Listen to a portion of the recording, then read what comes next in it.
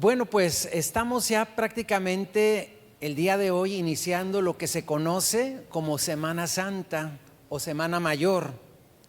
Y hoy es el Domingo de Ramos. Y el Domingo de Ramos marca uno de los momentos más impactantes en el ministerio de nuestro Señor Jesús. Es una escena llena de emoción, al mismo tiempo llena de celebración, pero también que tiene una gran expectativa. El Señor Jesús va entrando a Jerusalén y multitudes salen a recibirlo. Lo aclaman como rey. Extienden sus mantos en el camino y levantan ramas de palma mientras gritan, Hosana, ¿verdad? Hosana, bendito el que viene en el nombre del Señor.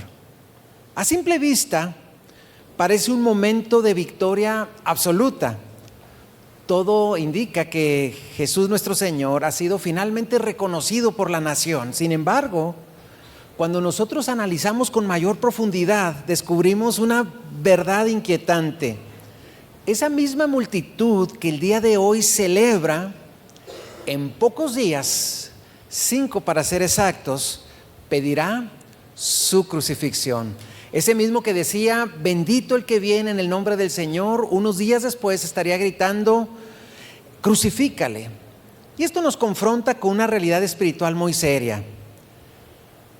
No toda expresión de fe es una fe verdadera. Y esto es algo tremendo porque hoy día vemos muchas predicaciones, muchos mensajes en las redes, vemos muchos ministerios de alabanza, vemos muchos eventos y si nosotros medimos lo que acabamos de mencionar, que no todas las expresiones de fe pudieran ser necesariamente fe verdadera, entonces debemos de tener muy abiertos nuestros ojos y oídos espirituales para poder discernir qué es verdaderamente lo que Dios está haciendo en medio de su iglesia, cuál es el mensaje y más que nada, cuál es nuestra respuesta. Por lo tanto, no toda la alabanza que podemos ver refleja un corazón comprometido. Ahora, ya hemos hablado de lo que podemos ver, de los eventos, de los congresos, de los conciertos. Sin embargo, me gustaría que fuéramos un poco más a la reflexión, no tanto lo de afuera, sino cómo anda lo de adentro, nuestro ser interior. Por eso el mensaje de hoy nos lleva a una pregunta directa. ¿Somos parte de una multitud que alaba o somos discípulos que permanecemos? Y el día de hoy vamos a meditar sobre este tema. Espero que el mensaje de hoy nos desafíe a no ser parte de una multitud que simplemente vitorea, sino a ser de los discípulos que permanecen.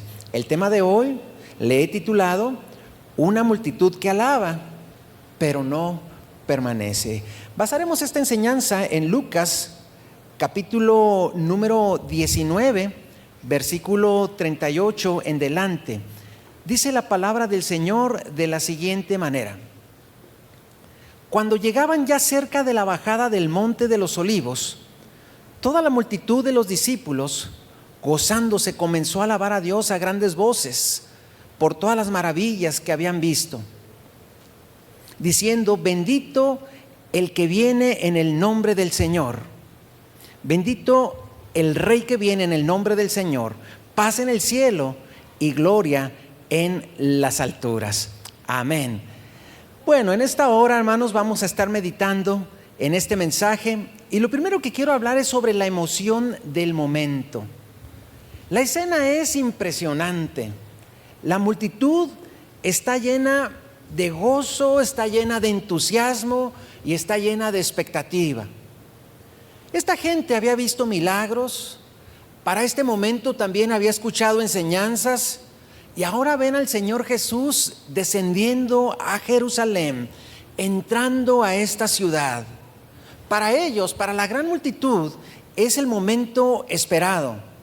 Creen que el Señor viene a establecer un reino visible, porque para ellos es la venida de una persona que les podía liberar del yugo romano.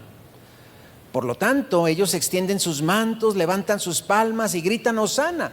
La palabra Hosana quiere decir sálvanos ahora, Sin embargo, esta alabanza estaba basada en una expectativa equivocada. Ellos querían un libertador político, pero el Señor Jesús no venía para libertarlos de una opresión terrenal, como es el caso de Roma. Él venía como un salvador espiritual. Por eso, cuando el Señor simplemente no cumplió sus expectativas, esa misma emoción se convirtió en decepción y esa misma alabanza se convirtió en rechazo. Y aquí podemos palpar entonces en el relato esa emoción colectiva, porque hay momentos en los cuales podemos estar con otro grupo de personas donde nos podemos dejar llevar por la emoción de todos.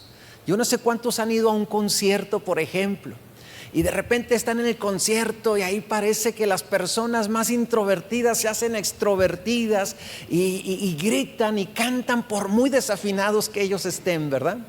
O yo no sé cuántos han estado por ahí en algún juego de fútbol o en algún partido de cualquier deporte. Yo todavía recuerdo hace unos años que estaba en un juego de béisbol y estaba jugando nuestro equipo de los Dorados de Chihuahua contra los Sultanes de Monterrey. Iban perdiendo por 6 carreras. Entonces estábamos pues ya medio decepcionados, toda la afición, medio caídos en nuestro ánimo. Y de repente en la 8ª entrada llegaron 4 carreras, lo que puso el marcador 8-6. Llegó la 9ª entrada. Ya había una expectativa en la gente y en la 9ª entrada, ¿verdad? De repente nuestro equipo de los Dorados empezó a hacer una carrera y luego hizo 3 más, lo que produjo que el equipo ganara por 10-8, con una frase que para los que conocen de béisbol van a saber a lo que me refiero. Dejaron tendidos en el terreno a los Sultanes de Monterrey, un equipo muy importante en la Liga Mexicana de Béisbol. Quiero platicarles qué es lo que pasó en el estadio. Hubo una euforia colectiva. La gente, ¿verdad?, empezó a gritar con gran júbilo. De repente, hermanos, empezamos a ver, pues yo iba con mis hijos y empecé a chocarla con mis hijos y a chocarla con mi otro hijo, y de repente volteo para atrás y estaba un señor gordito y de repente me abraza. Yo nunca hubiera abrazado a ese señor si me lo encuentro en la calle, hermanos. Pero ya que me abrazó, me dejé querer. Y luego, hermanos, pues ya entrado, pues empezamos a chocarla con todos. No conocía a nadie de ellos que estaban a mi alrededor, pero había una gran euforia porque habíamos dejado en el terreno a los Sultanes. Bueno, qué tremendo. Cuando se acaba el juego, pues sí salimos contentos, y cuando vamos rumbo al estacionamiento parecía que todo estaba igual. Ya cada quien se fue a su vehículo, ¿verdad?, afuera del estadio, porque dentro del estadio seguía la algarabía definitivamente. Bueno, así también puede suceder en lo espiritual y no necesariamente es malo. Podemos estar juntos como iglesia y gritar, gloria a Dios, qué bueno, y todo eso está bien. Hay momentos donde la atmósfera, ¿verdad?, se pone tan espiritual que podemos sentirnos atraídos, ¿verdad?, por esa misma atmósfera para alabar al Señor de una manera muy especial. La música, la experiencia nos puede emocionar profundamente, pero no necesariamente significa que hubo una transformación en el corazón. No es malo gritar, no es malo vitorear, no es malo levantar las manos, danzar. Eso es muy bueno, pero eso debe de ser solo el resultado de algo que está pasando en nuestro corazón.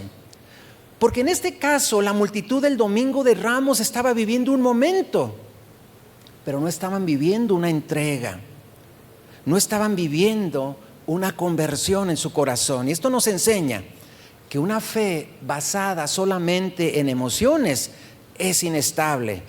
Puede ser intensa, pero no duradera.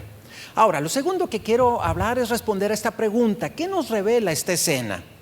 Este pasaje no solamente nos muestra un relato histórico, también podemos ver algunos principios espirituales profundos que siguen vigentes hasta el día de hoy.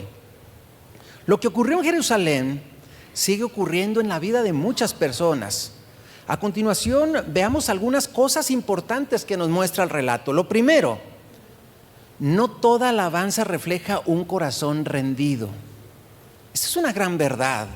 Es posible alabar a Dios con entusiasmo, con palabras e incluso con lágrimas, sin haber rendido verdaderamente el corazón.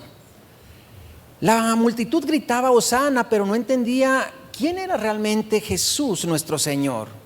Lo estaban celebrando por lo que esperaban recibir, no por lo que Él venía a hacer. Ellos no lo entendían, pero ellos esperaban recibir algo y ese algo les motivaba, ¿verdad?, a hacer una expresión de adoración.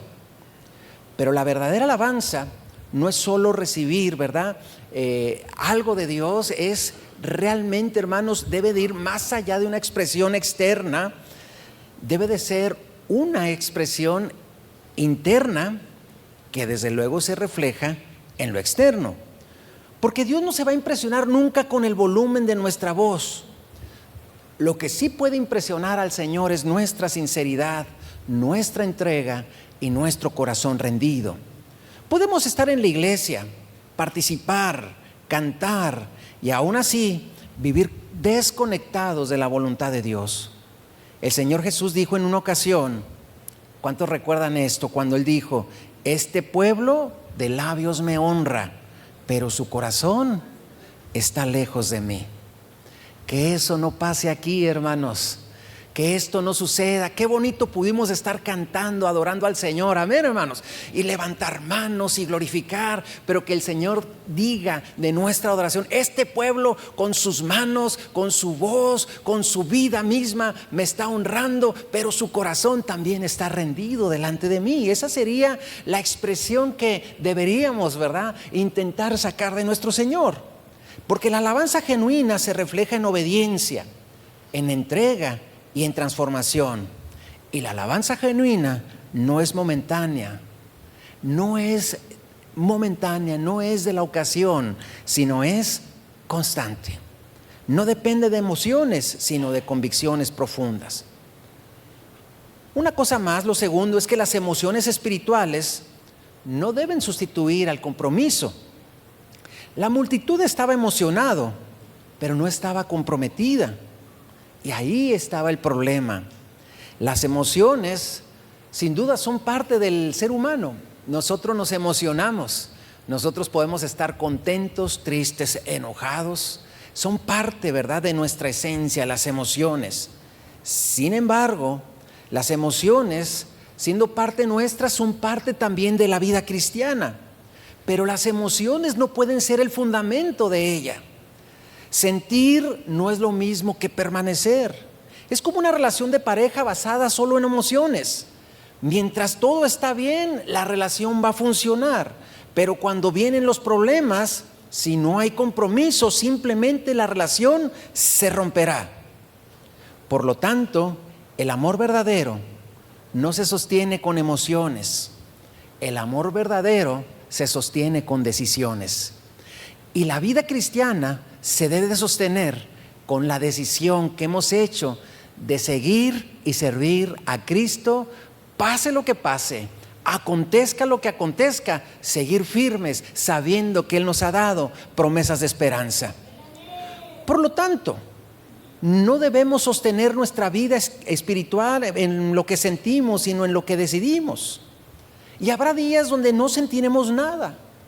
Tal vez no es muy correcto que un predicador o un pastor lo diga, pero a veces oramos y no sentimos nada. Y yo creo que muchos se pueden sentir identificados. Oramos y hoy no sentí ese fuego que algún día sentí. Hoy no sentí la presencia que en muchas ocasiones he sentido. Pero aun cuando no sintamos nada, la palabra de Dios enseña que Él está con nosotros todos los días. Entonces, si no sentimos nada, podemos nosotros de todas maneras seguir orando, sabiendo por medio de la fe que Dios está ahí escuchando la oración. Podemos a veces venir tristes y ahí pasa el efecto contrario. Nuestras emociones, en lugar de alentar la adoración, la pueden desalentar. Pero ahí, en medio de nuestra aflicción o nuestro dolor, poder levantar nuestra voz, levantar nuestras manos y poder decir que Él es el único digno de toda gloria, hermanos. Y es ahí cuando adoraremos por encima de nuestras emociones, porque nuestro Señor Jesús no nos llama a sentir, aunque sintamos, qué bueno sentir, pero no nos llama a sentir solamente. Él nos llamó a seguirle. Él nos llamó a negarnos a nosotros mismos. Él nos llamó a tomar nuestra cruz cada día. Por eso la fe madura nunca dependerá del ambiente. La fe madura dependerá de una decisión firme, una decisión que está totalmente convencida de que aquel que nos llamó, Él perfeccionará la obra en nosotros. Una tercera cosa es que las expectativas equivocadas producen decepción espiritual. La multitud esperaba algo que nuestro Señor Jesús no vino a hacer. Y cuando esto no sucedió, simplemente se desilusionaron. Una gran expectativa puede también causar una gran desilusión. Hace muchos años, cuando yo empezaba a pastorear aquí en Nuevo Pacto, éramos una congregación muy pequeña y nos juntamos con otra congregación que está cercana para hacer campañas donde entre los dos invitábamos a un predicador y nos juntábamos. La primera campaña fue aquí, 3 días, viernes, sábado y domingo. Unos 2 o 3 meses después hicimos una segunda campaña que fue en el otro templo, y la tercera campaña, unos 2 o 3 meses después, fue aquí. Nos pusimos de acuerdo ya que éramos muy poquitos en ese tiempo, pero invitamos al mismo predicador que Dios usaba muy bonito en la palabra y todo eso.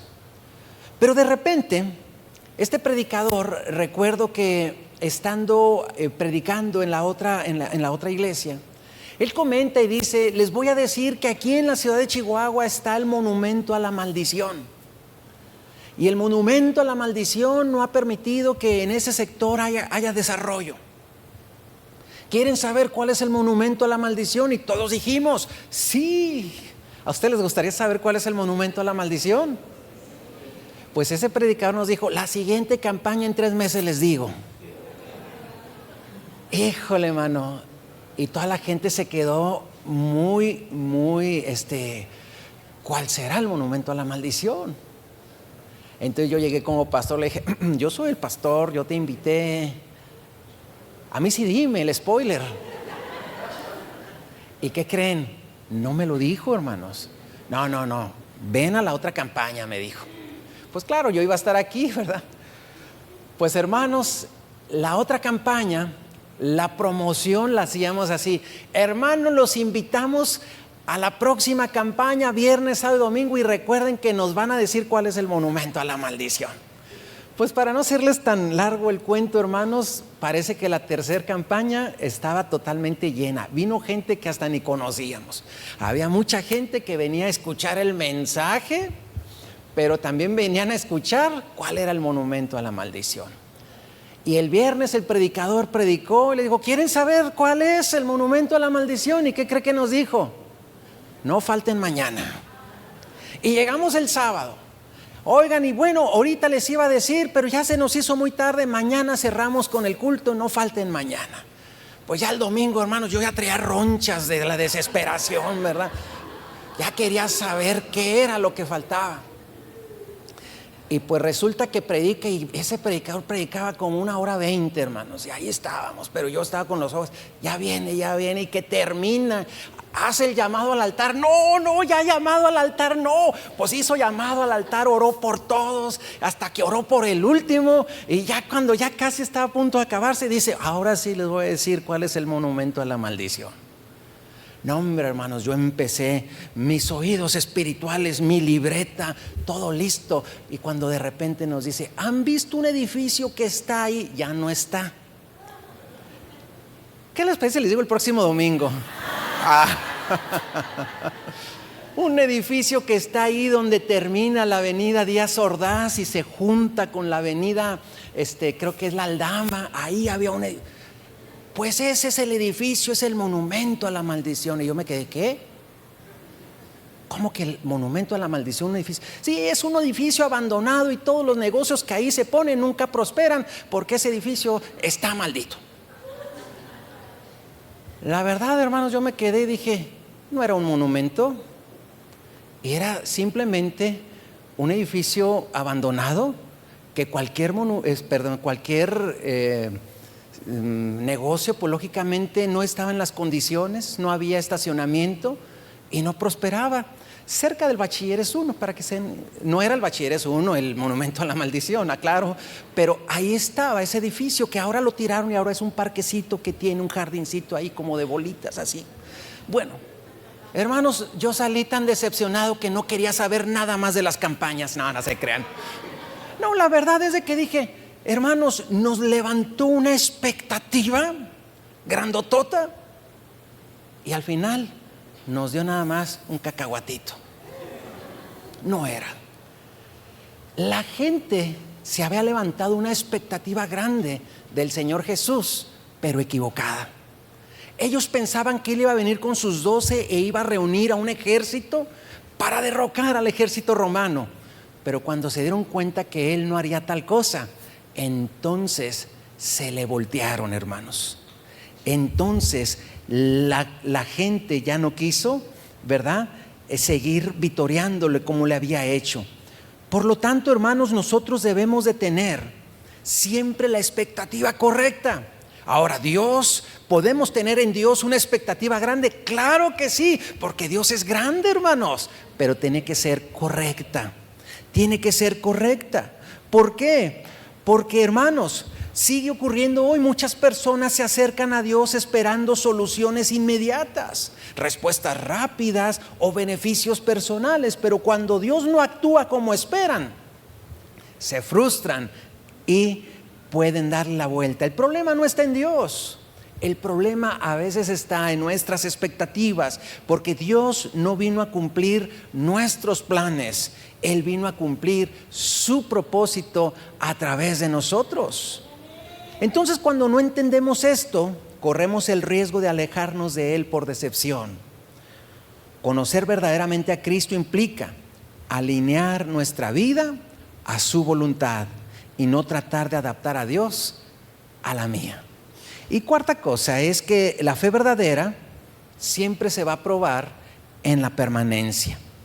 La multitud estuvo en la entrada triunfal, pero esa misma multitud no estuvo del lado de Jesús en la cruz, y ahí es donde se ve la diferencia. El Señor Jesús habló de la semilla que crece rápido, pero que no tiene raíz.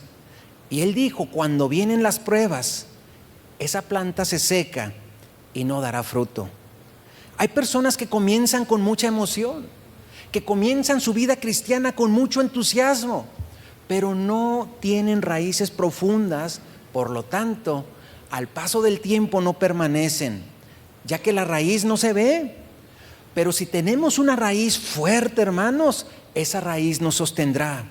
Por eso permanecer implica fidelidad.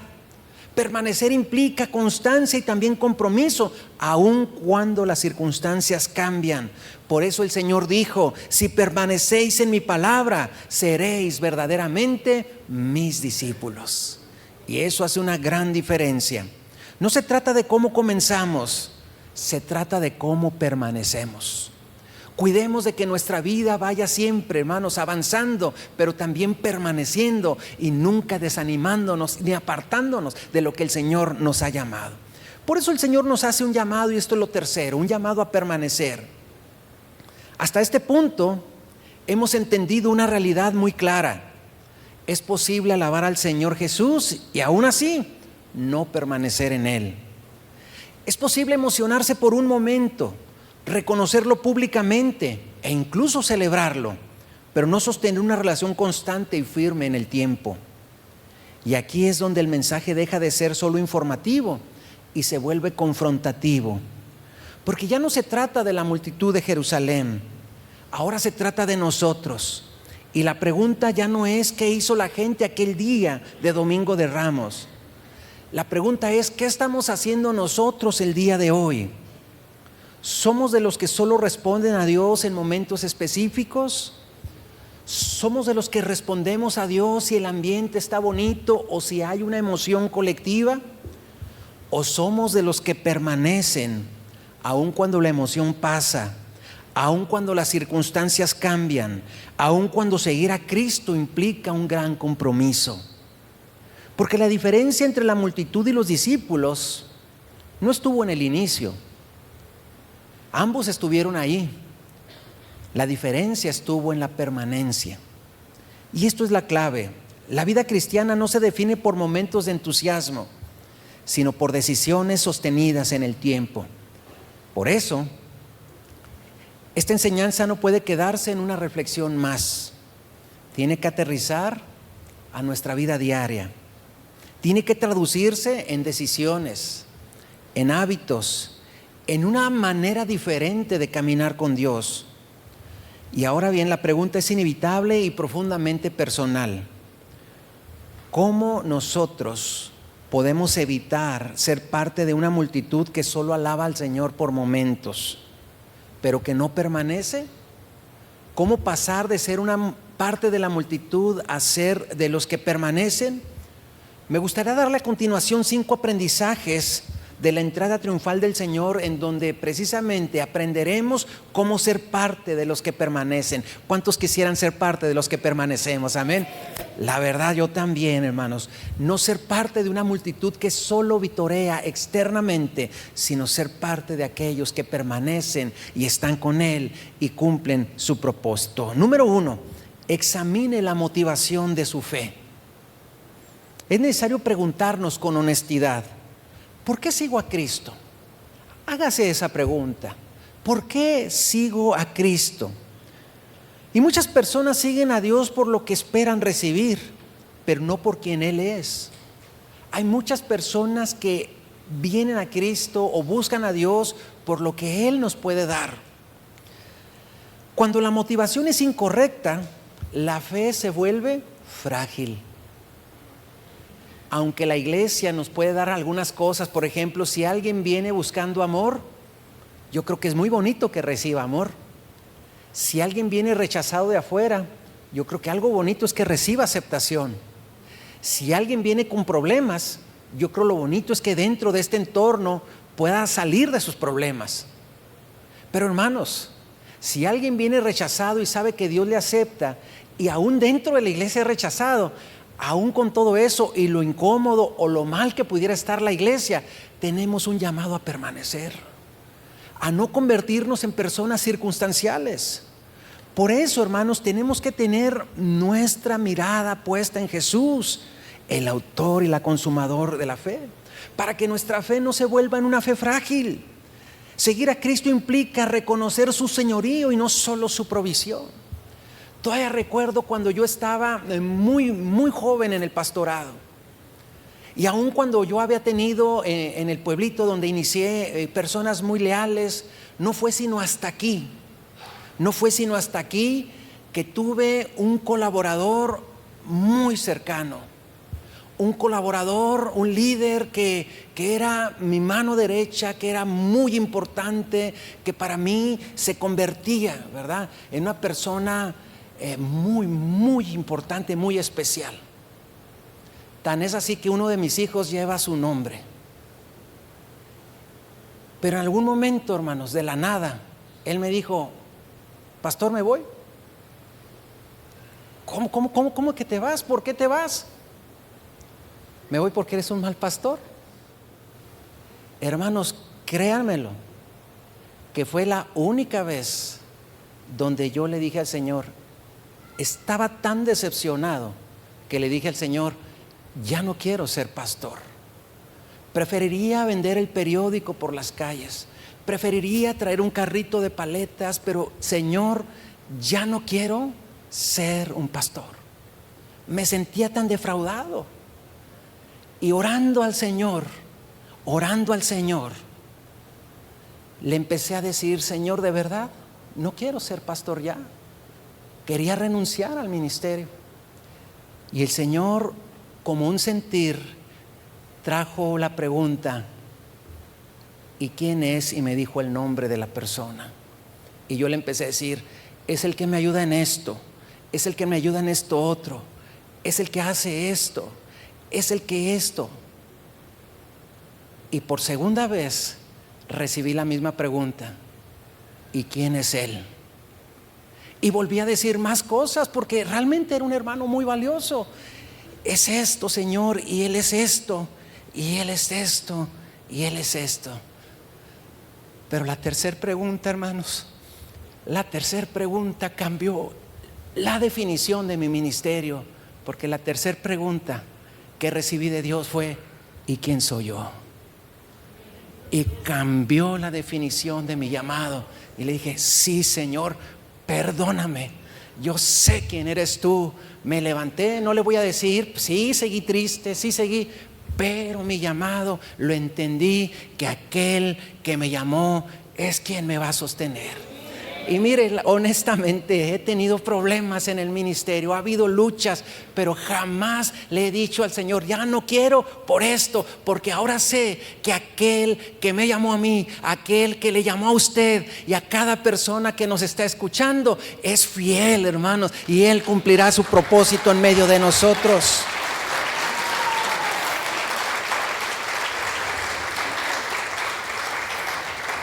Entonces seguir a Cristo implica reconocer su señorío, no solo su provisión, porque Dios nos bendice. Pero a veces, hermanos, y puede ser una palabra que se puede malentender, pero a veces no nos bendice de la manera que nosotros vemos bendición.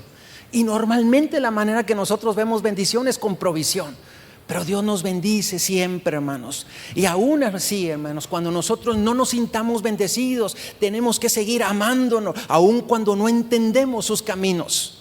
Una fe madura nace cuando dejamos de buscar beneficios y comenzamos a buscar su presencia.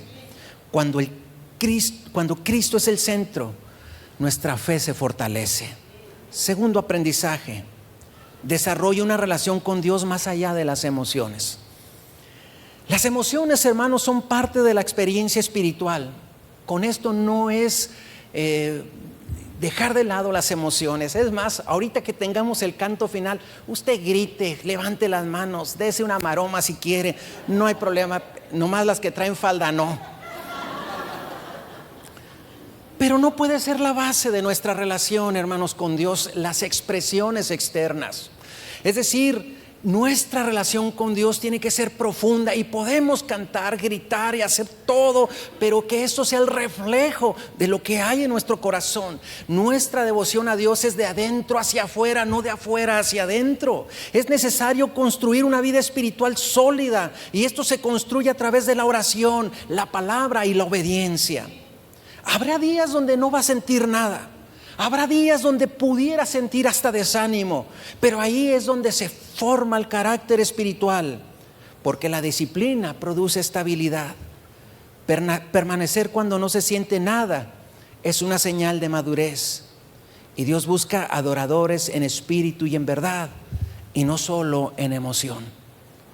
Tercer aprendizaje: permanezca fiel aun cuando no lo entienda. Habrá momentos donde no entenderá lo que Dios está haciendo. Situaciones difíciles, procesos largos, respuestas que no llegan. Tal vez los hermanos que tienen más tiempo en la iglesia recordarán que previo al año 2000 éramos una iglesia muy pequeña, y previo al año 2000 se me ocurrió hacer un proyecto de crecimiento del año 2000 al año 2008. Y ese proyecto contemplaba muchas cosas, y sentí que Dios me había dado un proyecto de crecimiento, y ese proyecto de crecimiento lo empezamos a impulsar, lo empezamos a desarrollar, empezamos a hacer todo. Pero cuando implementamos, hermanos, el proyecto, cuando empezó la implementación, parecía todo lo contrario, que la iglesia empezó a decrecer. La gente empezó a venir conmigo y me decía: pastor, me voy a cambiar de iglesia, pastor, ya me voy. Y la iglesia, en lugar de crecer, empezó a decrecer. En aquel tiempo, en lugar de tener 4 secciones de sillas como las tenemos hoy, teníamos 3, y eran más pequeñas. Había una sección, había otra sección y otra sección. Y empezó a venir tanta gente a los servicios que un domingo, con lágrimas en mis ojos, le dije a los sugieres: hermanos, les voy a pedir un favor, por favor quiten toda esta hilera y dejen solo estas para que no se vea la iglesia tan vacía. Y a veces parece que Dios nos indica, ve por crecimiento, y empezó el decrecimiento. Y a veces el Señor nos dice, ve por ahí, y parece que es lo contrario. Es como si pareciera que vivimos en el mundo del revés. Pero aun cuando los resultados a nuestra vista son contrarios, nosotros tenemos que confiar en aquel que nos llamó, hermanos. Así como un niño que va en un auto con su padre. Su niño no entiende la ruta. Su niño no sabe a dónde va. Pero si algo tiene ese niño, es que confía, porque sabe que su papá va conduciendo, porque sabe que su mamá va conduciendo. Por lo tanto, hermanos, podemos nosotros tener ese tipo de fe. Señor, yo no sé cómo. Señor, yo no sé de qué manera. Pero si tú vas conduciendo, yo estoy tranquilo. Proverbios capítulo 3, versículos 5 al 6 dice: fíate de Jehová de todo tu corazón y no te apoyes en tu propia prudencia. Reconócelo en todos tus caminos y Él enderezará tus veredas. Entonces, permanecer en medio de la incertidumbre es una evidencia de la confianza real. No necesitamos entenderlo todo, necesitamos confiar en quien tiene el control. Tengo algunos días que empecé a escribir un libro que tenía por años como un proyecto. Y la verdad, hermanos, es de que he traído tantos recuerdos de cosas que el Señor ha estado trayendo a mi vida, en el llamado, la provisión y lo que el Señor está haciendo.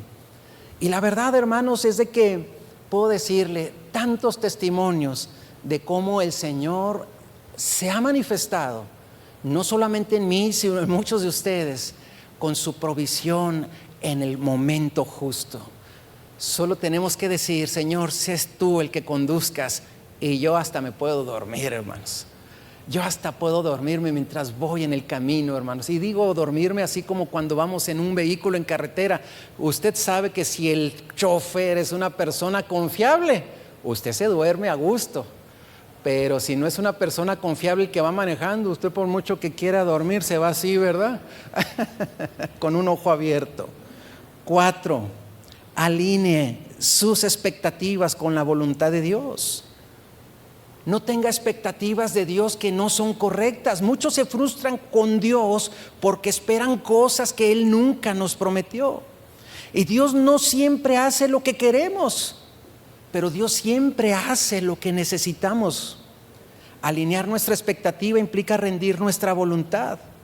Implica decir: Señor, no se haga mi voluntad sino la tuya.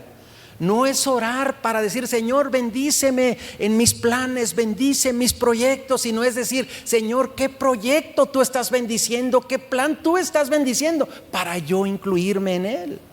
Cuando entendemos esto, dejaremos de exigir y comenzaremos a confiar. Y 5, decida ser un discípulo, no solo un espectador.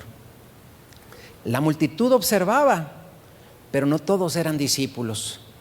Hoy es fácil ser espectador, escuchar, asistir, participar, pero sin compromiso. Pero nuestro Señor no está buscando espectadores, Él está buscando seguidores. Y ser discípulo implica vivir lo que creemos, no solo escucharlo. Implica compromiso, entrega y permanencia. Yo quiero concluir nuevamente refiriéndome al relato del Domingo de Ramos, la entrada triunfal a Jerusalén. La escena del Domingo de Ramos es poderosa, pero también es confrontante. Mientras una multitud grita Hosana, unos cuantos días después gritaría: crucifícale. Y hoy la pregunta es para usted: ¿en qué lado de la historia está usted? ¿En la multitud o en el grupo de los que permanecen? Tal vez usted ha vivido momentos donde ha sentido la presencia de Dios. Tal vez ha llorado, tal vez ha levantado manos, en infinidad de veces le ha dicho: Señor, te amo. Pero hoy Dios no está buscando solo eso, que seguramente Él se agrada de sus palabras. Él está buscando de nosotros compromiso. Hoy el Señor no busca una multitud emocionada, busca discípulos firmes, busca personas que digan: aunque no lo entiendan, voy a permanecer. Aunque no lo sientan, voy a seguir. Aunque no lo vea, voy a confiar. Si hoy usted reconoce que necesita pasar de la emoción al compromiso, si hoy quiere decirle al Señor: quiero permanecer contigo de verdad, yo le invito a que hoy no se vaya de este lugar sin antes decir: hoy quiero ratificar mi compromiso ante ti. Más que un acto religioso, hacer una decisión espiritual. Les invito a estar de pie y quiero invitarles a todos aquellos que hoy quieran decirle al Señor: yo quiero ser, Señor, alguien que permanezca. Que podamos venir al frente y por qué no decirle: Señor, afirma mi fe, dame raíces profundas, ayúdame a permanecer, porque al final los que estuvieron con el Señor Jesús no fueron los que gritaron más fuerte, sino los que estuvieron dispuestos a permanecer hasta el final, y venido el Espíritu Santo a cumplir su misión. ¿Cuántos de los que estamos aquí queremos permanecer? Honestamente, es algo que yo anhelo. Honestamente, es algo que quiero hacer.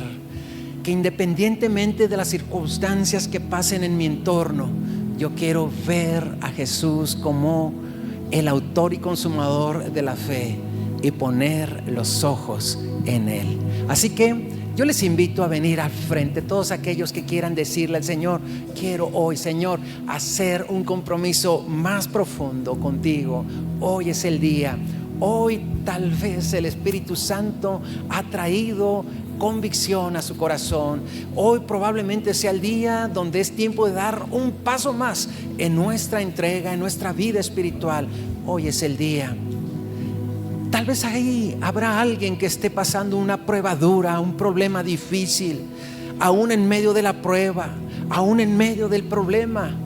Tal vez una oración como esa a la cual me referí, diciendo: Señor, mira esto, y él preguntaba el nombre de ese hermano que se había ido. Él pregunta: ¿y qué es esa prueba?